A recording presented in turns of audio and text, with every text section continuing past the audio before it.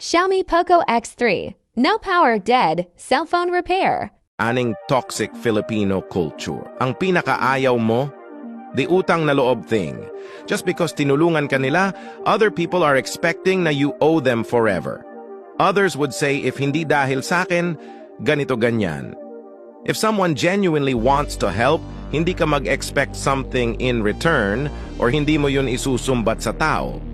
Pasalubong culture, yung mag-travel ka abroad or kahit local, expected na may uwi kang pasalubong para sa relatives.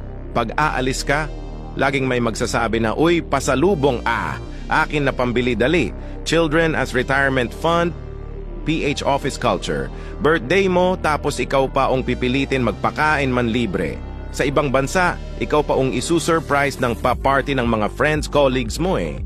Dito, disappointed pa sila pag di ka nagpauto. If nanlibre ka, iisipin, mapera ka, tataas ang respect sa'yo onti and feeling like boss ka nila, rinse and repeat. Pero pag nagbago ka, like nagtipid, etc. at inalis mo yung nakasanayan nila, sa'yo sasabihin nila, nagbago ka na. Payabangan ng work title, licenses, PRC, tsaka affiliations sa family. Granted, hard-earned ang title at license, pakiramdam ko ang liit ko kasi ano nga ba naman ang cabin crew compared sa doctors, lawyers, engineer, etc. Tas over-glorified pag UP graduate, valedictorian, or May honors.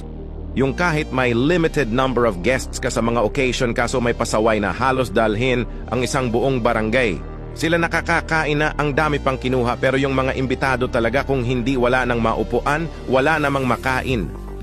Very prevalent ito sa mga probinsya. Mari sinama ko na yung mga pamangkin ko, dito na sila magtanghalian. Smart shaming.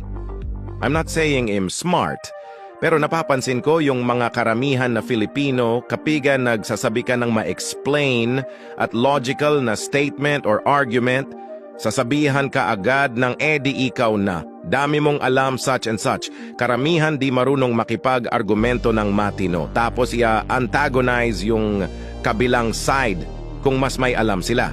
Ewan ko, balot sa nga ako.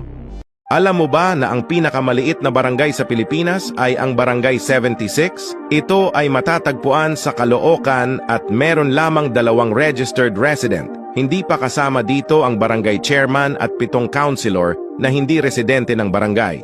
Ikaw, anong pinagmamalaki ng barangay mo? Alam mo ba na ang mga Pilipino ay mayroong sariling pregnancy test? Ang tawag dito ay bone test.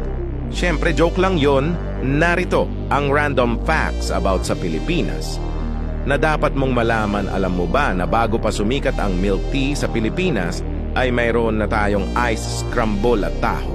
Alam mo ba na karamihan sa mga batang Pilipino, lalo na nung 90s, ang pinaka-satisfying na panoorin para sa kanila ay yung mga construction worker na naghahalo ng semento.